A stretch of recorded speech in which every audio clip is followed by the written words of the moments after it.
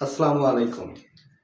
আজকে এই ভিডিওটিতে কোনো একটি বস্তুর বিক্রয় মূল্য, শতকরা লাভ অথবা শতকরা ক্ষতির পরিমাণ দেওয়া থাকলে, বিক্রয় মূল্য এবং শতকরা লাভ ও ক্ষতির পরিমাণ দেওয়া থাকলে কিভাবে আমরা সূত্র জেনে সহজেই ক্রয় মূল্য নির্ণয় করতে পারবো তা শিখব।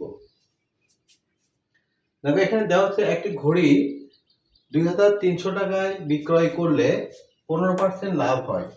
ঘড়িটির ক্রয় মূল্য কত? তো এই যে ক্রয় মূল্য বের করবে, ক্রয় মূল্য বের করার জন্য তোমাদেরকে এই সূত্রটা মনে রাখতে হবে যে বিক্রয় মূল্য গুণন 100, বিক্রয় মূল্য গুণন 100 ভাগ 100 যোগ শতকরা পরিমাণ। 100 যোগ শতকরা পরিমাণ। শতকরা পরিমাণ মানে আমার এখানে বলছে 15%, তাহলে আমরা এখানে দিলাম 15%। এখন 100 সাথে 15 যোগ করলে কত হবে? 115। 115 দিয়ে যদি এটাকে কাটো তাহলে কত আসবে? 20।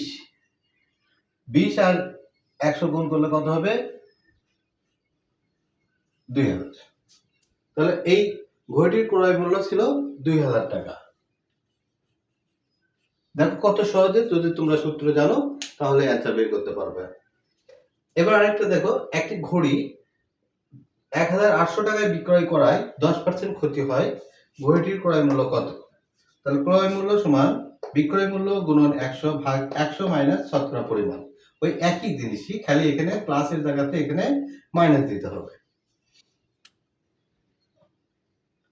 তাহলে বিক্রয় মূল্য 1800 গুণন 100 ভাগ হলো 100 যোগ বিয়োগ শতকরা পরিমাণ। শতকরা পরিমাণ হচ্ছে 10%। তাহলে আমরা এখানে দিলাম 10।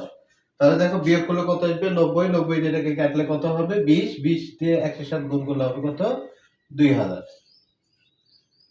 এই হলো ক্ষতির পরিমাণ দেওয়া থাকলে ক্রয় মূল্য নির্ণয় এবং লাভের পরিমাণ দেওয়া থাকলে ক্রয় মূল্য নির্ণয়। দেখো, সূত্র যদি তোমরা জানো তাহলে অতি সহজে এই ম্যাথ গুলো তোমরা করতে পারবে। আর এই ম্যাথ গুলো তোমাদের বিভিন্ন চাকরি পরীক্ষা, বিশেষ পরীক্ষা, এই পরীক্ষাগুলোতে বেশিরভাগ সময় আসে থাকে। তো আজকে এই পর্যন্তই তোমাদের জন্য রাখছি। পরবর্তীতে আমি আরো ভিডিও নিয়ে তোমাদের সামনে হাজির হব। সবাই ভালো থেকো, সুস্থ থেকো। আল্লাহ হাফেজ।